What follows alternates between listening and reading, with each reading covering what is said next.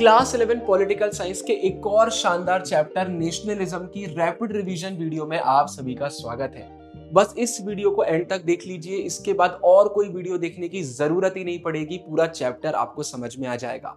Class 11 का कोई भी चैप्टर आप पढ़ते हैं उससे पहले चैप्टर का मीनिंग जानना बहुत जरूरी है। तो सबसे पहले नेशनलिज्म का मीनिंग जानते हैं। आपकी बुक में जो कुछ भी दिया हुआ है इसे तो आगे मैं आपको बताऊंगा, लेकिन उससे पहले मेरी बात बहुत अच्छे से सुनिए। बच्चे इसमें कंफ्यूज इसलिए होते हैं क्योंकि वो दो टर्म्स को एकदम एक समझ लेते हैं। एक टर्म होता है नेशन और एक टर्म होता है स्टेट। ये दोनों एकदम डिफरेंट है। जब आप 12th में जाएंगे, कॉलेज में जाएंगे, बहुत अच्छे से आप पढ़ेंगे। नेशन मतलब क्या होता है? वो लोग जो एक सिमिलर आइडेंटिटी के हैं, उनका पास्ट सेम रहा है या फिर वो एक लैंग्वेज बोलते हैं, उनका कल्चर सेम है, वो अपने आप को एक जैसा मानते हैं, उनकी एक आइडेंटिटी है, इसे हम नेशन बोलते हैं। स्टेट मतलब क्या होता है? जब आपकी बाउंड्रीज रहती हैं, स्पेसिफाइड बाउंड्रीज रहती हैं और वहां पर एक गवर्नमेंट होती है। जैसे कि इंडिया में आप बात कर लीजिए, पाकिस्तान में बात कर लीजिए, यूएसए में बात कर लीजिए, हमारी बॉर्डर्स हैं, सबकी गवर्नमेंट है, इसे हम स्टेट बोलते हैं। स्टेट मतलब आप कंट्री समझ सकते हैं। तो नेशन एकदम डिफरेंट चीज है, स्टेट एकदम डिफरेंट चीज है। अब यहां पर दो टर्म्स और निकल कर आते हैं। एक है नेशन स्टेट। नेशन स्टेट मतलब क्या होता है? जब एक नेशन डिसाइड करता है कि उसको अब एक स्टेट फॉर्म कर लेना चाहिए, मतलब हमारा सबका सेम बैकग्राउंड है, सेम आइडेंटिटी है, तो हम एक स्टेट बना लेते हैं, कंट्री बना लेते हैं, तो इसे हम नेशन स्टेट बोलते हैं। एग्जाम्पल जापान आ सकता है, आइसलैंड आ सकता है। लेकिन इसके बाद एक उल्टा टर्म भी आता है, वो क्या है? State nation. नेशन स्टेट नहीं, स्टेट नेशन। स्टेट नेशन का मतलब होता है जब मल्टीपल नेशन या फिर मल्टीपल आइडेंटिटीज के लोग एक साथ एक स्टेट में रहते हैं। इसका एग्जांपल इंडिया हो सकता है। इंडिया में तमिल आइडेंटिटी भी है, बंगाल आइडेंटिटी भी है, आप बंगाली भी देख सकते हैं, तमिल पीपल को भी देख सकते हैं। नॉर्थ इंडिया, साउथ इंडिया, एकदम डिफरेंट कल्चर है, इतनी सारी लैंग्वेजेस हम बोलते हैं, मतलब मल्टीपल आइडेंटिटीज हमें देखने को मिलती हैं, लेकिन फिर भी सब अपने आप को क्या बोलते हैं? इंडियन बोलते हैं। तो इंडिया एकदम परफेक्ट एग्जांपल है स्टेट नेशन का, जहां पर मल्टीपल आइडेंटिटीज साथ में रहती हैं। तो नेशन स्टेट और स्टेट नेशन, और नेशन और स्टेट में फर्क आपको पता होना चाहिए। अब चैप्टर की बात करते हैं, वो है नेशनलिज्म।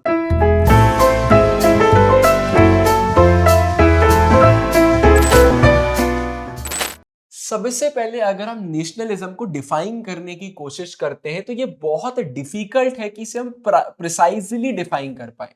मतलब एकदम कोई एक डेफिनेशन निकल कर आ जाए कि इसका मतलब नेशनलिज्म होता है, ये थोड़ा मुश्किल काम है। ये काम मुश्किल इसलिए है क्योंकि आगे आप देखेंगे बहुत सारे चैलेंजेस आते हैं। नेशनलिज्म को हम कॉमनली कैसे समझते हैं? अगर आप किसी से बोलोगे नेशनलिज्म का मतलब क्या होता है, वो आपसे बोल देंगे पेट्रियोटिज्म, देशभक्ति को नेशनलिज्म बोलते हैं। या फिर नेशनल फ्लैग्स वगैरह हो गए, इनकी रिस्पेक्ट करना, अपने देश की इज्जत करना, लोगों की इज्जत करना, या फिर कंट्री के लिए सेक्रीफाइस कर देना, यही नेशनलिज्म होता है। लेकिन ऐसा नहीं है। नेशनलिज्म के बहुत पॉजिटिव साइड्स भी देखने को मिलते हैं, लेकिन साथ में बहुत नेगेटिव साइड्स भी देखने को मिलते हैं। एक पॉजिटिव साइड तो यही है कि इंडिया को आजादी मिली, बहुत सारे कंट्रीज को आजादी मिली, लेकिन इसके बाद बहुत सारे नेगेटिव पॉइंट्स भी हैं जो चैप्टर में हम कवर करेंगे। तो ठीक है भाई, कॉमनली हम ऐसे ही नेशनलिज्म को समझते हैं, लेकिन इसके बाद भी ये एक बहुत ही इंपॉर्टेंट पॉलिटिकल आइडिया है। एक रीजन है कि पूरे चैप्टर का नाम ही नेशनलिज्म है, क्योंकि पॉलिटिकल साइंस में नेशनलिज्म की एक बहुत बड़ी इंपॉर्टेंस है। अगर हम पिछले 200 साल की बात करते हैं तो नेशनलिज्म के कारण हमारी हिस्ट्री बहुत शेप हुई है। 200 सालों में बहुत चीजें बदल गई। पहले बहुत सारी कंट्री आजाद नहीं थी, बहुत बड़े बड़े ग्रुप्स थे, वो ग्रुप्स टूट गए, कंट्रीज आजाद हो गई, नए नए कंट्रीज हमें फॉर्म होते हुए देखने को मिली, बहुत सारी चीजें हुई है। तो 200 साल में नेशनलिज्म का एक बहुत बड़ा रोल रहा है। अब नेशनलिज्म का नाम है डुअल इंपैक्ट, मतलब दो तरीके से इंपैक्ट देखने को मिलता है। एक तो यह है कि नेशनलिज्म लॉयल्टीज बहुत बढ़ा देता है। मतलब आप खुद को अगर इंडियन बोलते हैं तो आप इंडिया के लिए लॉयल हैं, आसपास के लोगों के लिए लॉयल हैं, एक देशभक्ति की भावना आपके अंदर आ गई है। लेकिन साथ में ये हेट्रेड भी फैला देता है। इंडिया में अगर कोई ऐसा है जो अपने आप को इंडियन ना माने, फॉर एग्जाम्पल मैं बोलता हूं कि नॉर्थ इंडिया और साउथ इंडिया में लड़ाई हो जाती है, दोनों का कल्चर एकदम डिफरेंट है, तो ये एक दूसरे को हेट करने लग जाएंगे। नॉर्थ इंडियन खुद से तो बहुत प्यार करेंगे, साउथ इंडियन खुद से तो बहुत प्यार करेंगे, लेकिन इनकी आइडेंटिटी डिफरेंट है, तो ये एक दूसरे को एकदम हेट करने लग जाएंगे। यही नेशनलिज्म से होता है। आप कंट्रीज का एग्जाम्पल ले लीजिए, आप अपनी कंट्री वालों से प्यार करेंगे, लेकिन दूसरी कंट्री वालों से हो सकता है आप नफरत करें। इंडिया पाकिस्तान का एग्जाम्पल देख लीजिए, कितने कॉन्फ्लिक्ट हमें देखने को मिलते हैं। तो नेशनलिज्म हो या फिर कंट्रीज हो, तो इसके दोनों साइड रहते हैं। प्यार भी बढ़ता है, लेकिन साथ में हेट भी कई बार बढ़ते हुए हमें देखने को मिलती है। तो ये लोगों को यूनाइट भी करता है, लेकिन डिवाइड भी करता है। ऑप्रेसिव रूल से आजादी दिलवाता है। ऑप्रेसिव रूल मतलब आपको दबाया जा रहा है, आपको सफरिंग पहुंचाई जा रही है, डोमिनेट किया जा रहा है। जैसे ब्रिटिश जब इंडिया आया तो उन्होंने इंडिया को पूरा गुलाम बना दिया था, तो नेशनलिज्म की मदद से ही हम आगे बढ़ पाए। तो ऑप्रेसिव रूल से भी हमें आजादी दिलवाता है। तो भाई अगर नेशनलिज्म की बात करते हैं तो इसने कॉन्फ्लिक्ट भी करवाए हैं, लड़ाइयां भी करवाई हैं, और बिटरनेस, आपस में कड़वे रिलेशन भी लोगों के नेशनलिज्म के चक्कर में हुए हैं। आगे देखेंगे हिस्टोरिकल सिग्निफिकेंस, पास्ट में क्या इंपॉर्टेंस हमें देखने को मिली है। नेशनलिज्म बहुत सारे फेजेस से गुजरा हुआ है। देखते हैं एक एक करके, सारे एग्जाम्पल इंपॉर्टेंट हैं, याद रखिएगा। पहला, यूरोप का यूनिफिकेशन। आप क्लास 12th में इसको बहुत डिटेल में पढ़ेंगे। 19th सेंचुरी में क्या हुआ भाई, नेशनलिज्म के चक्कर में बहुत सारे छोटे छोटे जो किंगडम्स थे, छोटे छोटे एरियाज थे जहां पर राजा वगैरह देखने को मिलते थे, वो साथ में आए और उन्होंने लार्जर नेशन स्टेट्स बनाए। बड़ी बड़ी कंट्रीज फॉर्म हुई, पहले छोटे छोटे टुकड़ों में टूटी हुई थी। किसके कारण? नेशनलिज्म के कारण। एग्जाम्पल क्या आता है, मॉडर्न जर्मनी, और अगर हम इटली की बात करते हैं, ये इसी रीजन से फॉर्म हुआ है। जो लोकल लॉयल्टीज थी, लोकल लॉयल्टीज मतलब क्या होता है, जैसे छोटा सा एरिया है तो मैं उनके लिए लॉयल हूं, मैं अपने राजा के लिए लॉयल हूं, या फिर मैं अपनी गवर्नमेंट के लिए लॉयल हूं। तो ये जो लोकल लॉयल्टीज थी ना, ये बढ़ बढ़कर अब स्टेट लॉयल्टीज में कन्वर्ट हो गई। कॉमन लैंग्वेजेस देखने को मिल गई। बहुत सारी कंट्री में आप जाएंगे, उन लोग एक लैंग्वेज बोलते हैं, ज्यादा से ज्यादा दो लैंग्वेज बोलते हैं। इंडिया ही एक ऐसा एग्जाम्पल आता है जहां पर बहुत सारी लैंग्वेजेस बोली जाती हैं। तो नेशनलिज्म के चक्कर में छोटे छोटे जो एरियाज थे, छोटे छोटे किंगडम थे, वो बड़े हुए, बड़ी बड़ी कंट्रीज आई, उनका common culture, common languages form होना चालू हुई, और नेशन स्टेट वगैरह हमें देखने को मिले। इसलिए मैंने नेशन और स्टेट का पहले ही आपको मीनिंग बता दिया था। फिर दूसरा है ब्रेकअप ऑफ एम्पायर्स। नेशनलिज्म के चक्कर में बहुत बड़े बड़े ऐसे एम्पायर्स थे जो टूट गए। जैसे एग्जाम्पल में ऑस्ट्रो हंगेरियन एम्पायर की बात करते हैं, रशियन एम्पायर्स की बात करते हैं अर्ली 20th सेंचुरी में, तो ये टूट गए। तो नेशनलिज्म ने जोड़ा भी और तोड़ा भी।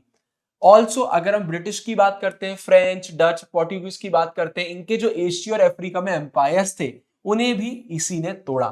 फिर तीसरा point, anti colonial struggles. Colonialism मतलब क्या होता है, ये इंडिया को कॉलोनी बना लिया था ब्रिटिश ने अपनी, हम पर पूरी हुकूमत कर रहे थे, उसी की बात करी जा रही है। तो फ्रीडम के लिए स्ट्रगल करना, जैसे इंडिया का एग्जांपल आता है, नेशनलिस्ट मूवमेंट्स हमें देखने को मिले थे। बहुत सारे फ्रीडम फाइटर्स, बहुत सारे लीडर्स आए थे जिन्होंने बहुत सारे कैंपेन्स वगैरह करे थे, इंडिया को आजादी दिलवाई थी, ब्रिटिश के खिलाफ लड़ाई करी हुई थी।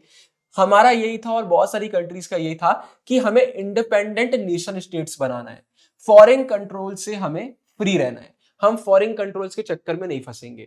अब इससे पहले आप बोलो कि भैया आपने तो बोला इंडिया स्टेट नेशन है, यहां पर नेशन स्टेट्स दिया हुआ है, तो मैं आपको 12th के पर्सपेक्टिव से चीजें बता रहा हूं। एक टीचर का यह काम नहीं होता कि वो आपके लेवल पर आके आपको समझाए, एक टीचर का काम होता है कि आपका लेवल इंक्रीज करे।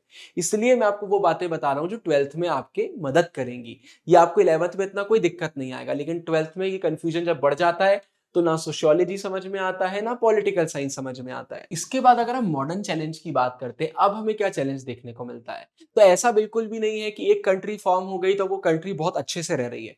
कंट्री के अंदर भी बहुत सारे नेशन ऐसे हैं जो उस कंट्री को छोड़कर एक नई कंट्री बनाना चाहते हैं। आप इंडिया का एग्जाम्पल ले लीजिए। इंडिया में पंजाब साइड में हमें खालिस्तानी मूवमेंट देखने को मिला था, हमें आंध्रा साइड में ये चीजें देखने को मिलती हैं, नॉर्थ ईस्ट इंडिया में ये चीजें हमें देखने को मिलती है। इंडिया में भी कुछ रीजन, कुछ स्टेट्स ऐसे हैं जो कई बार कोशिश करते हैं कि इंडिया को छोड़कर वो इंडिपेंडेंट हो जाए। और ये कहानी सिर्फ इंडिया की नहीं है, आपको बाहर भी यही देखने को मिलता है कि सेपरेटिस्ट, सेपरेटिस्ट मतलब ये होता है सेपरेट करके अपने आप का एक अलग इंडिपेंडेंट कंट्री बनाना। ये आज जो स्टेबल नेशन स्टेट्स है ना, उनके लिए खतरा बन गया है, क्योंकि अंदर ही के लोग बोल रहे हैं कि हमको आजादी चाहिए। इसके कुछ एग्जांपल्स देखते हैं। क्यूबेकॉइस कनाडा में हो गए, बास्क स्पेन में हो गए, कर्द्स हमारे टर्की और इराक में हो गए, और श्रीलंका में तमिल्स हो गए। ये जो नाम आ रहे हैं ना, छोटे छोटे ग्रुप्स, आइडेंटिटीज हैं, मतलब इनको आप नेशन बोल सकते हैं। इनका खुद का आइडेंटिटी है, खुद की लैंग्वेज है, खुद का कल्चर है। तो ये बोलते हैं कि हम आपके साथ क्यों रहें, हम इंडिपेंडेंट रहेंगे। अब जैसे श्रीलंका में सिनाला भी देखने को मिलते हैं और तमिल्स भी देखने को मिलते हैं। तो ये दोनों कम्युनिटी है। तो तमिल्स का कहना है कि भाई हम आपके साथ नहीं रहेंगे, आप हमको ऑप्रेस करते हैं, हमें अपनी खुद की कंट्री चाहिए। तो ये प्रॉब्लम बहुत सारी कंट्रीज फेस कर रही हैं। तो कंक्लूजन यही है कि पूरे वर्ल्ड में नेशनलिज्म एक बहुत ही पावरफुल फोर्स है। आज ग्लोबलाइजेशन आ चुका है। ग्लोबलाइजेशन में पूरी दुनिया इंटरकनेक्ट हो रही है। हम ट्रेड भी करते हैं, हम आइडियाज भी एक्सचेंज करते हैं, कैपिटल मतलब मनी भी इधर से उधर करते हैं, हम सब कुछ करते हैं। लेकिन इसके बाद भी जो नेशनलिज्म, अपनी एक आइडेंटिटी की भावना है, वो कहीं गायब नहीं हुई है, वो आज भी बहुत इंपॉर्टेंट है। अब नेशंस एंड नेशनलिज्म की बात करते हैं। जो नेशन है ना, वो कोई ऐसा कैजुअल कलेक्शन नहीं है लोगों का। ये फैमिलीज या फिर किनशिप ग्रुप जैसा नहीं है। मतलब ऐसा नहीं है कि आपके दादाजी, उनके दादाजी, आपका एक परिवार चलता जा रहा है। किनशिप मतलब आप और आपके पूरे रिलेटिव्स हो गए, पूरा आपका परिवार चल रहा है, काका, दादा, बाबा, मामी, मामा, ये सब नहीं है। ये नेशनलिज्म नहीं है। ये सारी चीजें तो पर्सनल नॉलेज, जो आपका पर्सनल नॉलेज है कि कौन आपका करीबी है, कौन नहीं है, और जो ये डिसेंटाइज है, मतलब ये कि आपके पूर्वज रहे हैं, आप उनके वंशज हैं, इन पर डिपेंडेंट नहीं रहता है। नेशनलिज्म एक इमेजिन्ड कम्युनिटी है। मतलब अगर हम इंडिया की बात करते हैं, आपकी बात करते हैं, आप बहुत प्राउडली बोलते हैं कि मैं इंडियन हूं। लेकिन क्या पूरे इंडियन आपके रिलेटिव्स हैं? क्या आपका उनसे ब्लड रिलेशन है? नहीं। आप इंडिया के मेजॉरिटी लोगों को पर्सनली जानते भी नहीं है, लेकिन फिर भी आप उन्हें अपने जैसा ही मानते हैं, क्योंकि आपने एक इमेजिन्ड कम्युनिटी बनाई हुई है। एक इमेजिन्ड कम्युनिटी है कि हम सब इंडियन हैं। और ऐसे ही हर नेशन में देखने को मिलता है। इंडियन छोड़ दीजिए, आप अपने स्टेट के लिए भी बोलते होंगे। अगर आप मध्य प्रदेश से, तो आप बोलेंगे कि मैं मध्य प्रदेश से हूं, मैं पंजाब से हूं, मैं गुजरात से हूं। आप अपने लोकेलिटी में भी ये करते होंगे कि मैं इस पर्टिकुलर कॉलोनी का हूं। तो आइडेंटिटी, हम इमेजिन्ड आइडेंटिटी लेकर भी चलते हैं।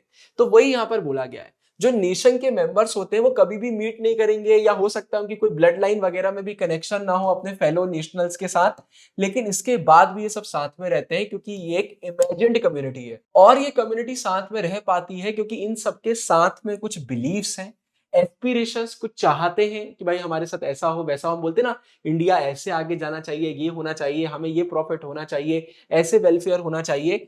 और हमारे कुछ इमेजिनेशंस हैं, और इसीलिए हम सब साथ में रह पाते हैं। एक बहुत ही कॉमन मिसकंसेप्शन है कि एक नेशन मतलब उनका सब कुछ सेम है, वो एक ही लैंग्वेज बोलेंगे, वो एक जैसे ही रहेंगे, सेम कल्चर होगा। लेकिन ऐसा जरूरी नहीं होता है। ऐसा बिल्कुल भी जरूरी नहीं होता है। अलग अलग कैरेक्टरिस्टिक्स भी हमें देखने को मिल जाती हैं। बहुत सारे नेशंस ऐसे हैं भाई जो कॉमन लैंग्वेज शेयर नहीं करते। कनाडा और इंडिया की बात कर लीजिए, इंडिया में बहुत सारी लैंग्वेजेस बोली जाती हैं। बहुत सारे ऐसे नेशंस हैं जो कॉमन रिलीजन, रेस या फिर डिसेंट भी शेयर नहीं करते हैं। मतलब बहुत सारे लोग ऐसे हैं जहां अलग अलग रिलीजन के लोग रहेंगे, अलग अलग रेस के लोग रहेंगे, कोई फैमिली का टाई नहीं रहेगा, वो एकदम डिफरेंट हो सकते हैं। तो ऐसा नहीं है कि एक नेशन के मतलब सब कुछ एकदम सेम रहने वाला है। अब आपके दिमाग में क्वेश्चन आ रहा होगा, और नहीं आ रहा है तो आना चाहिए। अभी मैंने आपको ऊपर बोला था कि इंडिया एक स्टेट नेशन है, लेकिन यहां पर फिर ऐसा क्यों दिया हुआ है कि इंडिया के एग्जांपल में कि इंडिया बहुत सारी लैंग्वेजेस बोलता है? बहुत सारी लैंग्वेजेस बोलता है तो अलग अलग नेशन होना चाहिए। तो देखिए, नेशंस के भी दो मीनिंग होते हैं। एक नेशन तो जो मैंने आपको ऊपर बताया था, और दूसरा नेशन का मतलब होता है, कई बार हम कंट्री के लिए भी नेशन वर्ड यूज कर लेते हैं। मतलब हमारा एक कॉन्स्टिट्यूशन है, सेम सेट ऑफ लॉज हैं, हम सब साथ में एक बाउंड्री के अंदर रह रहे हैं, तो वहां पर भी हम नेशन वर्ड यूज कर देते हैं। तो यहां पर नेशन हम एज अ कंट्री की बात कर रहे हैं। अब देखते हैं भाई कि अगर हम एक नेशन की बात करते हैं कि नेशन का मतलब क्या होता है, तो उसके लिए कुछ अजम्पशंस है कि ये चीजें अगर है तो हाँ भाई नेशन है, ये चीजें नहीं है तो नेशन नहीं है। एक एक करके देखते हैं। Very very important topic. पहला पॉइंट आता है शेयर्ड बिलीव्स। देखिए भाई, सीधी सी बात है, नेशंस कोई फिजिकल ऑब्जेक्ट नहीं होते हैं कि ये रखा हुआ है ये नेशन है, ऐसा नहीं है। नेशन भाई एग्जिस्ट इसलिए करते हैं क्योंकि उसके मेंबर अपने आप को एक जैसा महसूस करते हैं। उन्हें लगता है कि हम सब साथ हैं, हम सबको साथ में होना चाहिए। वो अपने आप को कलेक्टिव ग्रुप की तरह देखते हैं, एक टीम की तरह देखते हैं। जैसे इंडिया की बात कर लीजिए, फिर से इंडिया में इतनी सारी आइडेंटिटीज भले ही हैं, लेकिन हम सब अपने आप को प्राउडली इंडियन बोलते हैं। आप नॉर्थ चले जाइए, साउथ चले जाइए, वेस्ट चले जाइए, ईस्ट चले जाइए, और पूछिए कि आप कौन है, तो सब बोलेंगे आई एम एन इंडियन। तो हम सब अपने आप को इंडियन मानते हैं, तब इंडिया टिका हुआ है। दूसरा, हिस्ट्री। भाई जो नेशंस होते हैं ना, उनकी एक चलती हुई हिस्टोरिकल आइडेंटिटी होती है। आप किसी भी कंट्री में जाएंगे तो उनका कई सालों से स्ट्रगल होगा, फिर हो सकता है उनको आजादी मिली हो, अब वो धीरे धीरे आगे बढ़ रहे हैं, तो एक कंटिन्यू होती हुई हिस्ट्री हमें देखने को मिलती है। तो ऐसा नहीं है कि कोई नेशन एकदम से जादू से आ गया। एक नेशन में लोग इमेजिन करते हैं कि हम पहले से ये करते हुए आगे बढ़ रहे हैं, है ना। तो पास्ट से लेके ये आगे बढ़ता हुआ रहता है, लोग अपने आप को ऐसे ही देखते हैं, फ्यूचर तक देखते हैं। ये आइडेंटिटी जो है ना, वो कलेक्टिव मेमोरीज और रिकॉर्ड्स को यूज करती है कि 200 साल पहले हम ऐसे थे, फिर ये हुआ, फिर ये हुआ, तो सबकी मेमोरीज हो गई या फिर एक रिकॉर्ड्स हो गए, क्योंकि भाई अब हमेशा से तो आप जिंदा नहीं थे ना, आपसे पहले भी लोग थे, तो उनके जो रिकॉर्ड्स हैं, तो आप बोलोगे यार मेरे दादा ने ऐसा किया, मेरे परदादा ने ऐसा किया इस देश के लिए, इस नेशन के लिए। तो ऐसे करके भी हमें बातें देखने को मिलती है। अगर हम इंडियन नेशनलिस्ट की बात करते हैं, तो हमने भी ये क्लेम किया हुआ है कि भाई हमारी एक बहुत लंबी और कंटिन्यू होती हुई हिस्ट्री है। हमारे एंशियंट सिविलाइजेशंस भी हमें देखने को मिलते थे। हड़प्पन सिविलाइजेशन के बारे में आपने सुना होगा। उसके बाद हमारे इंडिया में नॉर्थ साउथ में बहुत समय से ट्राइबल पॉपुलेशन भी रहती है। तो ट्राइबल पॉपुलेशन हो गए, अलग अलग सिविलाइजेशन हो गए, हमारा कल्चर बहुत पुराना है, सारी चीजें हमें देखने को मिलती है। जवाहरलाल नेहरू जी जो इंडिया के पहले पीएम थे, उन्होंने बोला था इम्प्रेस ऑफ वननेस। इनका कहना था कि इतनी सारी लैंग्वेजेस है, इतने सारे कल्चर है, इतना बड़ा बड़ा बैकग्राउंड है, लेकिन उसके बाद भी हर एक इंडियन में एक होने की, एक साथ होने की, वननेस की झलक हमें दिखती है। हम सब एक हैं, ये हमारे नेहरू जी का मानना था। और उनका कहना था यही सारी चीजें हैं जो इंडिया को एक कर रखती हैं, भले ही बाहर दुनिया को कितनी भी इंडिया में डाइवर्सिटी क्यों ना दिखे। हम सब बहुत डाइवर्स हैं, लेकिन फिर भी अंदर से हम सब मजबूत एक हैं। फिर थर्ड नंबर पर टेरिटरी। जो नेशंस होते हैं ना, वो अपने आप को आइडेंटिफाई करते हैं एक टेरिटरी से। जैसे अगर आप इंडियन हो तो आप बोलोगे यार ये हमारे इंडिया का मैप है, कोई अमेरिकन है तो वो बोलेगा ये मेरे अमेरिका का मैप है। तो हर एक नेशन की ख्वाहिश रहती है कि पर्टिकुलर टेरिटरी से वो खुद को आइडेंटिफाई कर पाए। वही यहाँ दिया हुआ है और इसे वो बोलते हैं होमलैंड। आपने सुना होगा ना, ये हमारा होमलैंड है, ये हमारा है, हम यहाँ रहते हैं, हम एक नेशन के लोग यहाँ पर आपको देखने को मिलेंगे, हम सब साथ में रहते हैं, और यही हमारी एक कलेक्टिव आइडेंटिटी लैंड रिलेटेड बन जाती है। एक लैंड भी तो कलेक्टिव आइडेंटिटी है ना। कलेक्टिव आइडेंटिटी मतलब जो किसी एक की नहीं है, हम सबकी है। मेरा भी इंडिया उतना है जितना आपका है। तो कलेक्टिव आइडेंटिटी की हम बात करते हैं। अब होमलैंड्स को हम अलग अलग तरीके से जानते हैं, Motherland, fatherland, Holi land. India में हम बोलते हैं ना, इंडिया हमारी माँ है, ये धरती हमारी माँ है, हम अपने पूरे अर्थ को ही मदर मदर बोलते हैं। और इंडिया को भी हम बोलते हैं कि भारत माता की जय, आपने सुना होगा। तो हम मदरलैंड, ऐसे ही कुछ लोग फादरलैंड और कुछ लोग होली लैंड की तरफ, होली मतलब पवित्र लैंड की तरह देखते हैं। एक एग्जाम्पल ज्यूश लोगों का आता है। ज्यूस का क्या बोलना है, इन लोग अलग अलग दुनिया भर में फैले हुए हैं, लेकिन ये पैलेस्टीन को अपना मानते हैं, क्लेम करते हैं। प्रॉमिस्ड लैंड देखिए यहाँ पे दिया हुआ है कि भाई ये हमारा है, हमें वादा किया गया था। हिब्रू बाइबल, ओल्ड टेस्टामेंट में साफ साफ लिखा हुआ है कि लैंड हमको मिलेगा। इनके रिलीजियस बिलीफ्स है। और आपने बहुत बार न्यूज में पैलेस्टीन का नाम सुना होगा, कितने कॉन्फ्लिक्ट चलते हैं, मतलब इस चीज के पीछे बहुत कॉन्फ्लिक्ट है। तो भाई ऐसे टेरिटरी में कई बार क्लेम्स के चक्कर में बहुत मेजर कॉन्फ्लिक्ट्स भी हो जाते हैं, लेकिन नेशन अपने आप को एज एक लैंड के साथ आइडेंटिफाई करते हैं। Shared political ideals. भाई जो नेशन होता है ना, उनका फ्यूचर को लेकर एक विजन होता है। वो सब कलेक्टिवली एस्पायर करते हैं, सोचते हैं कि हमें इंडिपेंडेंट पॉलिटिकल एग्जिस्टेंस बनाना है, हमारी खुद की एक कंट्री हो जहां पर सेट ऑफ रूल्स हो, हम एक अच्छे तरीके से अपने ढंग से जिंदगी जी पाए। वैल्यूज होते हैं, प्रिंसिपल्स होते हैं, जैसे कि डेमोक्रेसी। इंडिया में हम डेमोक्रेसी फॉलो करते हैं। सेकुलरिज्म फॉलो करते हैं, मतलब हर एक रिलीजन की रिस्पेक्ट करेंगे। लिबरलिज्म, हम आजादी देते हैं, हम बोलते हैं ट्रेड वगैरह भी होगा, सब होगा, हर कोई अपने हिसाब से काम कर सकता है, किसी पे भी हम मनमानी नहीं कर रहे। ऐसे ही बहुत सारे हम अलग अलग आइडियल्स शेयर करते हैं। तो ये जो शेयर्ड आइडियल्स है ना, यही नेशन की पॉलिटिकल आइडेंटिटी बनता है। पॉलिटिकल आइडेंटिटी मतलब कोई भी पॉलिटिक्स रिलेटेड जो आइडेंटिटी आती है, कम्युनिज्म, सोशलिज्म, डेमोक्रेसी, अथॉरिटेरियनिज्म, ये सारी चीजें इसमें आ जाती है, कुछ भी हो सकता है। अब जैसे इंडिया का एग्जांपल लीजिए। इंडिया किस में मानता है, इंडिया बोलता है कि हम सेकुलर हैं, हम किसी भी रिलीजन को दबाते नहीं है, सबकी रिस्पेक्ट करते हैं, हम डेमोक्रेटिक हैं, हम अपनी गवर्नमेंट खुद बनाते हैं, हमारे यहाँ डिक्टेटरशिप नहीं चलती। ऐसे ही हर नेशन की एक political identity, shared political identity, अकेले की नहीं, सबकी हमें देखने को मिलती है। तो अगर एग्जाम में क्वेश्चन आता है तो याद रखिएगा, शेयर्ड बिलीव्स, एक हिस्ट्री, हिस्ट्री के बाद हमें टेरिटरी और शेयर्ड पॉलिटिकल आइडियल्स, ये देखने को मिलते हैं। जो पॉलिटिकल आइडेंटिटी है ना, वो डेमोक्रेसी में तो बहुत प्रेफर करी जाती है। बात बहुत सिंपल सी है, डिक्टेटरशिप है, अगर तानाशाही चल रही है तो आपकी तो कोई नहीं सुनेगा, लेकिन डेमोक्रेसी में आप खुद की गवर्नमेंट बनाते हैं, तो डेमोक्रेटिक नेशन में तो होता ही है। देखो जैसे इंडिया की बात करो, हमें फंडामेंटल राइट्स भी मिले हुए हैं, लेकिन फंडामेंटल ड्यूटीज भी हैं।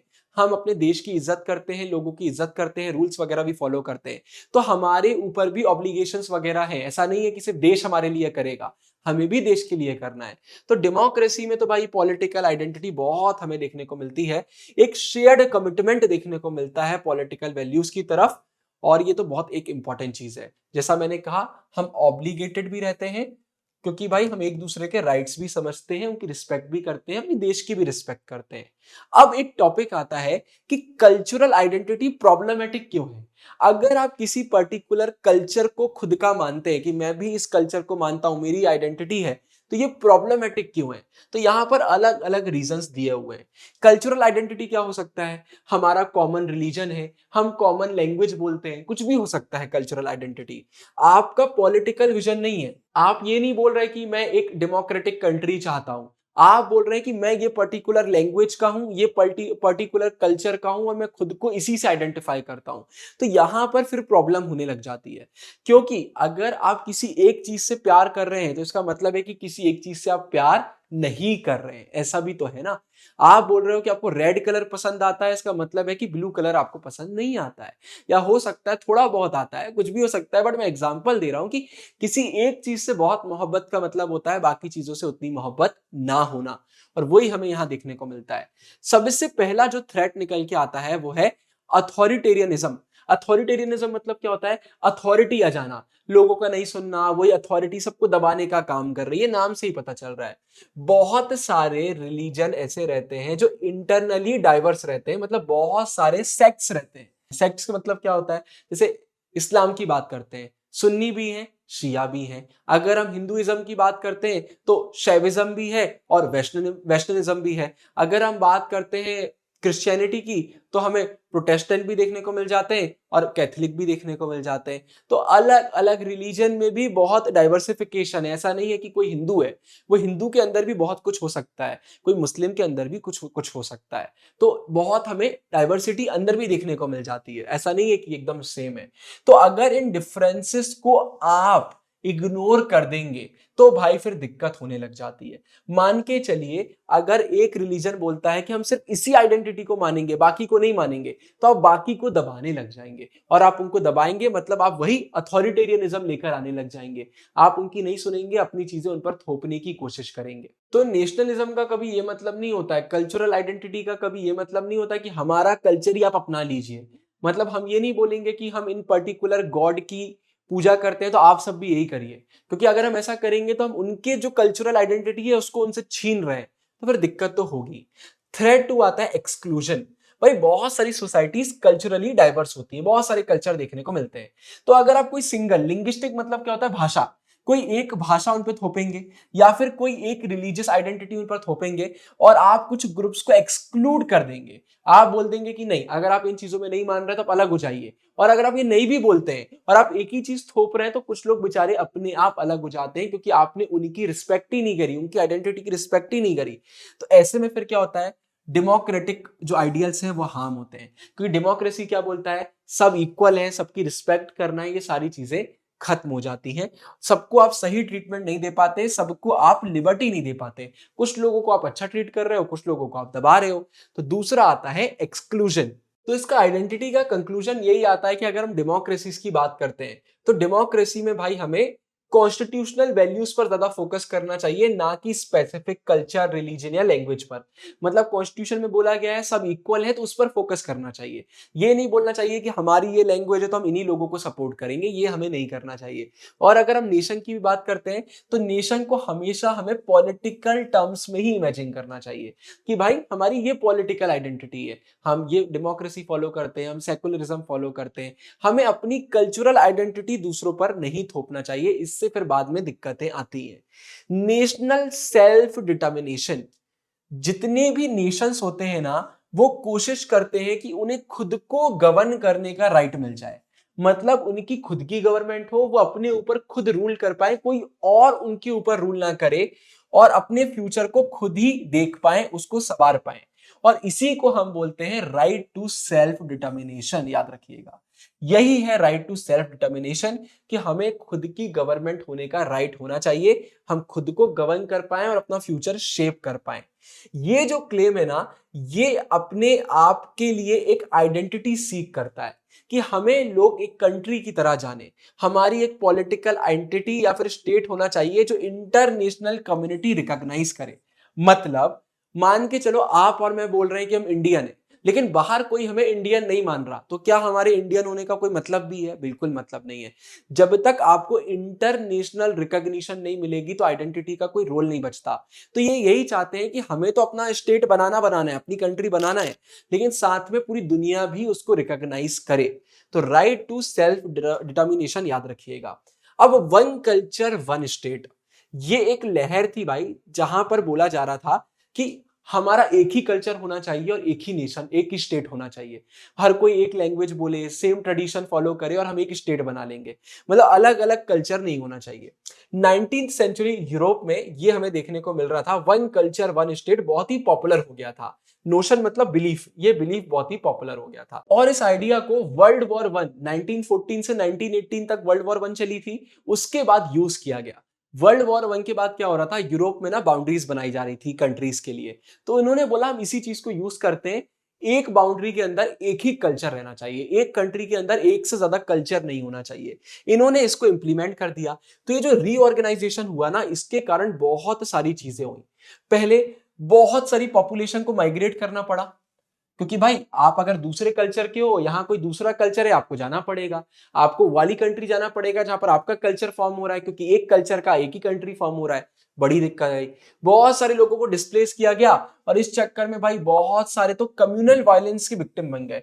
कम्युनल वायलेंस मतलब क्या होता है? बात यही है, जब इंडिया और पाकिस्तान का पार्टीशन हुआ कि भाई आप पाकिस्तान चले जाइए, आप इंडिया जाइए, तो हिंदू मुस्लिम में लड़ाइयां हो गई, क्योंकि ये चल रहा था कि पाकिस्तान में मुस्लिम्स जा रहे हैं, ये यहाँ हिंदू वाले बोल रहे हैं कि यहाँ मुस्लिम्स हमें बिल्कुल अब पसंद नहीं आ रहे, क्योंकि पाकिस्तान के ये पार्टीशन के चक्कर में बहुत हेट्रेड आ गई थी। इंडिया ने हमेशा से बोला था हमें सबकी रिस्पेक्ट करना चाहिए, लेकिन जब ऐसे कोई भी एक्शन होते हैं ना, तो हेट्रेड अपने आप आ जाता है।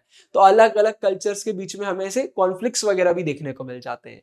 अब एक और बहुत बड़ी चीज यहाँ पर निकल कर आती है, कि जो ये न्यूली क्रिएटेड स्टेट्स थे ना, यहां पर ये करना बहुत ज्यादा इम्पॉसिबल हो रहा था कि एक ही एथनिक कम्युनिटी रहे। एथनिक कम्युनिटी मतलब वही सेम कल्चर फॉलो करना, सेम ट्रेडिशन फॉलो करना, सेम लैंग्वेज हो सकती है, ऐसा मुश्किल था। ये नहीं है कि आपने लोगों को इधर से उधर कर दिया तो आपकी ऐसी कंट्री बन जाएगी जहां पर और कोई लोग ही नहीं है, क्योंकि भाई डाइवर्स कंट्री रहती है, डाइवर्स वर्ल्ड है, ऐसा नहीं है कि एक ही लैंग्वेज पूरी दुनिया में बोली जा रही है। और फिर साथ में जो डिसएडवांटेज्ड माइनॉरिटीज हैं, मतलब वो लोग जो बहुत ज्यादा ग्रुप में नहीं है, तो इनके लिए तो आप अलग कंट्री नहीं बना दोगे, ऐसे तो पूरी दुनिया टुकड़ों में टूट जाएगी, तो इन लोगों का क्या करोगे आप? तो बेचारे इन लोगों को बड़ी प्रॉब्लम फेस करना पड़ रही थी कि इनको किस कंट्री में रखा जाए, कहां रखा जाए। तो बड़ी दिक्कतें हुई भाई। तो ये एक बहुत बड़ा फेलियर हमारे सामने आया था। बहुत सारे लोगों को माइग्रेशन का सामना करना पड़ा, बहुत सारे लोग डिस्प्लेस हो गए, इधर के उधर हो गए, बहुत सारे लोग विक्टिम बन गए कम्युनल वायलेंस के, और ये तो बिल्कुल इम्पॉसिबल लग रहा था कि आप एक ही एथनिक कम्युनिटी की एक कंट्री बना पाओ। और फिर वही माइनॉरिटी की प्रॉब्लम एक अलग से निकल के आती है। अगला टॉपिक आता है डीकोलोनाइजेशन एंड पैराडॉक्स। पैराडॉक्स मतलब क्या होता है? इसका मतलब होता है कोई भी चीज जो स्टार्टिंग में या तो हमें एकदम इम्पॉसिबल लगती है, या फिर हमें कॉन्ट्राडिक्टरी लगती है, ऐसा लगता है ये तो खुद ही को ही कॉन्ट्राडिक्ट कर रहा है, खुद के खिलाफ ही बोल रहा है। लेकिन जब हम इसके बारे में अच्छे से सोचते हैं तो ये चीज फिर सेंस बनाने लग जाती है। तो देखते हैं यहां पर क्या सेंस बन रहा है। डीकोलोनाइजेशन मतलब आप समझ गए होंगे, इंडिया जैसी बहुत सारी कंट्रीज थी जो भाई आजाद नहीं थी, इन सब ने बोला हमें आजाद होना है। नेशन क्या सीख करता है? नेशन सीख करता है कि हमारी खुद की टेरिटरी होना चाहिए, हमारी खुद की गवर्नमेंट होना चाहिए। राइट टू सेल्फ डिटर्मिनेशन हमने अभी अभी पढ़ा है, तो वही इंडिया में हुआ, बाकी कंट्री में हुआ। हमारा कहना था भाई हमको इंडिपेंडेंस चाहिए, पॉलिटिकल इंडिपेंडेंस चाहिए, हम खुद की गवर्नमेंट बनाएंगे, हमारी खुद की कंट्री सही से होगी, ये सारे काम हो रहे थे। लेकिन हर एक कल्चर ग्रुप के लिए स्टेटहुड, एक कंट्री बना देना तो भाई इम्पॉसिबल था। अगर इंडिया में हम बोल दें कि हम हर एक कल्चर के लिए कंट्री बना देंगे, तो इंडिया इतने तरह से टुकड़ों में टूट जाएगा, तो ये चीज तो इम्पॉसिबल थी। तो पैराडॉक्स क्या निकल कर आया? वो नेशन स्टेट्स जिन्होंने इंडिपेंडेंस के लिए लड़ाई करी, अब उन्हें अपनी बॉर्डर के अंदर ही बाकी लोगों को इंडिपेंडेंस से लड़ने के लिए रोकना था। मतलब आपने लड़ाई करी, आपको आजादी मिल गई, लेकिन अब आपकी कंट्री के अंदर ही बहुत सारे ऐसे ग्रुप्स हैं जो आपसे आजादी के लिए लड़ रहे हैं और उनको आपको रोकना है, क्योंकि उनको अगर आपने आजादी दे दी तो आपकी कंट्री छोटे छोटे टुकड़ों में टूट जाएगी। तो देखिए कितनी यहाँ पर लोचा हो गया था, कितनी बड़ी प्रॉब्लम आ गई थी। तो वो नेशन स्टेट जो ने इंडिपेंडेंस के लिए लड़ाई करी, अब उन्हें माइनॉरिटीज जो उन्हीं की बॉर्डर के अंदर है उनके अगेंस्ट लड़ना है, क्योंकि वो भी क्लेम कर रही है same right to self determination. वो भी बोल रही है हमारा कल्चर है, हमको भी राइट टू सेल्फ डिटर्मिनेशन चाहिए, हम आपके साथ नहीं रहेंगे। बट ऐसे तोड़ा तो नहीं जा सकता ना। तो मॉडर्न सोल्यूशन क्या है? मॉडर्न सोल्यूशन ये है कि हर एक स्टेट ऑलमोस्ट वर्चुअली, मतलब ऑलमोस्ट हर एक स्टेट ये डिलेमा फेस करता है, ये असमंजस की सिचुएशन सबके सामने आती है। और सोल्यूशन ये तो बिल्कुल नहीं है कि आप नए नए स्टेट्स बनाते चले जाओगे। यहां पर जो सोल्यूशन वो ये है कि जो एग्जिस्टिंग स्टेट्स हैं, जो पहले से कंट्रीज हैं, उन्हें हमें और डेमोक्रेटिक और इक्वल बनाना है। कोई भी कल्चर तब ये बोलता है कि हमें नई कंट्री बनाना है जब उसको रिस्पेक्ट नहीं मिलती। लेकिन अगर आप रिस्पेक्ट दोगे, आप इज्जत करोगे, राइट्स दोगे, तो फिर चीजें सही हो जाती है। जैसे इंडिया में इतनी डाइवर्सिटी है, लेकिन इंडिया सेकुलर है, डेमोक्रेटिक है, सबको राइट्स मिले हुए हैं, रूल ऑफ लॉ है। कोई भी प्रॉब्लम में कोर्ट जा सकता है, रूल्स को सब फॉलो करते हैं, एक दूसरे की इज्जत करते हैं, तो इंडिया में प्रॉब्लम नहीं आ रही है। तो इससे होता यह है कि अलग अलग कल्चर भी ना को एग्जिस्ट कर पाते हैं, साथ में रह पाते हैं, है ना, क्योंकि सब अपने आप को इक्वल समझते हैं। माइनॉरिटी के राइट्स, जितने भी माइनॉरिटी ग्रुप्स हैं उनके राइट्स वगैरह को भी रिकॉग्नाइज करना बहुत जरूरी है, अगर आप स्ट्रॉन्ग यूनाइटेड स्टेट बनाना चाहते हैं और सबकी लॉयल्टी हासिल करना चाहते हैं। केस एग्जांपल देखते हैं, बास्क डिमांड। भाई जो बास्क है ना, ये एक ऑटोनॉमस, मतलब एक इंडिपेंडेंट प्रॉस्परस रीजन है स्पेन में। स्पेन का एक रीजन है, बहुत पैसा वगैरह है और बिल्कुल ऑटोनॉमस तरीके से काम करता है। अब बास्क के जो नेशनलिस्ट है, नेशनलिस्ट मतलब जो ये अपने आप को एज एक देखते हैं, एक नेशन की तरह देखते हैं, और इनका बोलना है कि हमारा एक नेशन है, हम सबको साथ में रहना चाहिए। ये बोल रहे हैं कि सेपरेट स्टेट होना चाहिए, मतलब हम स्पेन के साथ नहीं रहेंगे, हम सेपरेट कंट्री बनाएंगे। ये क्या एग्जांपल देते हैं? ये बोलते हैं हमारा बहुत ही डिफरेंट कल्चर और लैंग्वेज है, जबकि पूरी दुनिया में सिर्फ 1/3 लोग हैं जो ये लैंग्वेज बोलते हैं, लेकिन इसके बाद भी यही चीज ये बोलते हैं कि इस कारण हमारा एक नया कंट्री होना चाहिए। अगर हम बात करते हैं इस रीजन की, तो पुराने समय में ना एक बहुत ही यूनिक गवर्नेंस सिस्टम था। गवर्नमेंट जिस तरीके से यहाँ गवर्न करती थी, उसका एक बहुत ही यूनिक सिस्टम्स हमें देखने को मिलते थे पुराने टाइम पे, इसलिए अपने आप को थोड़ा अलग अलग देखते हैं। इसके बाद जो स्पेनिश डिक्टेटर थे फ्रैंको, इन्होंने ना बास्क की लैंग्वेज को बैन कर दिया, और इनकी ऑटोनॉमी, मतलब जो ये इंडिपेंडेंट थे कि अपना काम खुद वगैरह कर सकते हैं, वो भी इन्होंने बैन कर दिया, कट कर दिया। तो इसके बाद ना ये चीज और बढ़ गई कि हमको आजादी चाहिए। आज के समय की अगर बात करते हैं तो बास्क अभी भी आजाद नहीं हुआ है, लेकिन इनकी खुद की गवर्नमेंट है, ऑटोनॉमी बना के चल रहे हैं, और ये दिक्कतें आज भी ये कई बार फेस करते हैं। नेशनलिज्म एंड प्लूरलिज्म, चलो इसको देखते हैं। वीडियो में आगे बढ़ने से पहले, वीडियो अगर आप अभी तक देख रहे हैं तो प्लीज वीडियो को लाइक कर दीजिए, कमेंट में लिख दीजिए प्रीमियम वीडियो, इसी बहाने यूट्यूब भी इस वीडियो को आगे पुश करेगा। अब वीडियो में आगे बढ़ते हैं। वन कल्चर वन स्टेट वाली चीज तो फेल हो गई, हमने बहुत अच्छे से चैप्टर में देख लिया। तो इसलिए जो डेमोक्रेसीज है भाई, डेमोक्रेसीज को क्या करना पड़ेगा? इन्हें ये इंश्योर करना पड़ेगा कि जितनी भी कम्युनिटीज है वो साथ में सरवाइव कर पाए और फ्लरिश कर पाए। हर किसी की इज्जत करना पड़ेगा, सबको डेवलपमेंट का मौका देना पड़ेगा। साथ में अगर हम माइनॉरिटीज की बात करते हैं, तो जो डेमोक्रेटिक सोसाइटीज हैं, उन्हें भाई इन सब के कल्चर को प्रोटेक्ट करने के लिए राइट्स वगैरह लाना पड़ेंगे। ऐसा नहीं है कि माइनॉरिटीज के कल्चर जो है आप उनको अलग कर दो, उनकी इज्जत ना करो, माइनॉरिटीज को भी इज्जत आपको प्रोवाइड करना पड़ेगी। और ऐसा बिल्कुल भी नहीं है कि सिर्फ करना पड़ेगा, बहुत सारी कंट्री ये चीज करती भी है। जैसे अगर हम इंडिया की बात करते हैं, तो इंडिया के कॉन्स्टिट्यूशन में बहुत अच्छे से मेंशन्ड है भाई। हम अगर रिलीजन की बात करते हैं, लिंग्विस्टिक मतलब भाषा वगैरह की बात करते हैं, हम कल्चरल माइनॉरिटीज की बात करते हैं, तो इन सबके प्रोटेक्शन की बात आपको इंडिया के कॉन्स्टिट्यूशन में देखने को मिलेगी। हमारे जैसे राइट्स की अगर हम बात करते हैं, तो भाई constitutional protection for language and religion, और कई बार तो भाई लेजिस्लेटिव बॉडीज में भी रिप्रेजेंटेशन, इंडिया में रिजर्वेशन है।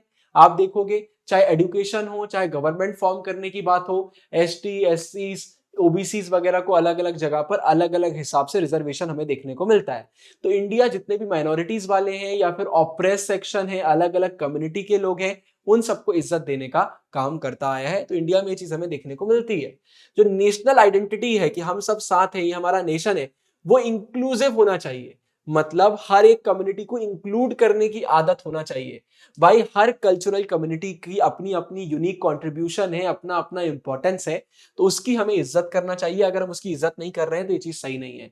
हमारे रविंद्रनाथ टैगोर जी जो थे, उन्होंने एक बहुत बड़ा क्रिटिसिज्म दिया था।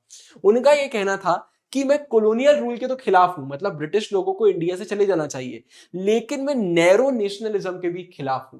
मतलब आपका नेशनलिज्म बहुत सकरा सा नहीं होना चाहिए, ऐसा नहीं छोटी सोच नहीं होना चाहिए, नेशनलिज्म एक बड़ा होना चाहिए। मतलब अगर लाइन से एक्सप्लेन करूं, इनका कहना था patriotism can not be our final spiritual shelter. जो देशभक्ति है ये एक फाइनल डेस्टिनेशन नहीं हो सकता। माई रिफ्यूजी इज ह्यूमैनिटी। अगर मेरा कोई फाइनल शेल्टर होगा जहां पर मैं रहना चाहूंगा, वो ह्यूमैनिटी है। मतलब हमें मानवता को देशभक्ति से ऊपर रखना चाहिए।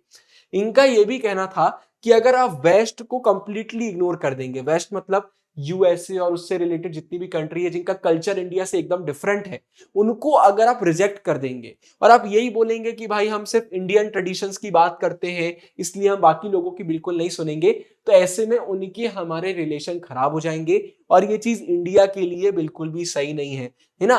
और इनका ये भी कहना था कि इंडिया में सिर्फ ऐसा तो नहीं है कि हिंदू सोसाइटी है, इंडिया में बहुत अलग अलग रिलीजन के लोग भी रहते हैं और बहुत सारे लोग ऐसे भी हैं जो वेस्ट के रिलीजन को फॉलो करते हैं। जैसे एग्जाम्पल के लिए इंडिया में क्रिश्चियनिटी भी है, इस्लाम भी है, जुडाइज्म भी है, जो राष्ट्रीयनिज्म भी है। तो इन सब की अगर आपको रिस्पेक्ट करना है तो आप सिर्फ इंडियन ट्रेडिशन की रिस्पेक्ट नहीं कर सकते, आपको सबकी रिस्पेक्ट करना पड़ेगा। वेस्ट कल्चर को भी थोड़ा आपको एक्सेप्ट करना पड़ेगा। सेल्फ डिटर्मिनेशन की हमने बात करी, इसको भी थोड़ा रीइंटरप्रेट करने की, एक अलग नजर से सोचने की जरूरत है। अगर आप हर एक कल्चरल ग्रुप को स्टेट बनाने की कोशिश करेंगे, ये तो इम्पॉसिबल है, पूरी दुनिया टुकड़ों में टूट जाएगी, है ना। और ये अनडिजायरेबल है, ऐसा होना भी नहीं चाहिए, ये चीज कोई सही नहीं है। ऐसे में बहुत छोटे छोटे बहुत सारे स्टेट्स बन जाएंगे, माइनॉरिटी की प्रॉब्लम बहुत ज्यादा बढ़ जाएगी। Non viable states, non viable मतलब जिसकी पॉसिबिलिटी नहीं है सरवाइव करने की, तो ये तो कोई सेंस नहीं बनाता है। तो आज के समय में जो राइट टू सेल्फ डिटर्मिनेशन है, उसको हम इस नजरिए से देखते हैं कि जो एग्जिस्टिंग स्टेट है, मतलब जो हमारा स्टेट पहले से एग्जिस्ट कर रहा है, उसी के अंदर हमें बाकी लोगों को रिस्पेक्ट देना है, ठीक है। हमें उन्हें डेमोक्रेटिक राइट्स देना है उनकी नेशनैलिटी के लिए। जैसे इंडिया का एग्जांपल अब निकल के आता है, इंडिया स्टेट नेशन है, हम बोलते हैं हमको एक नेशन नहीं चाहिए, आप लोग अलग अलग आइडेंटिटी भी रख सकते हैं, बस आपके दिल में ये जरूर से होना चाहिए कि एट द एंड हम सब इंडियन हैं।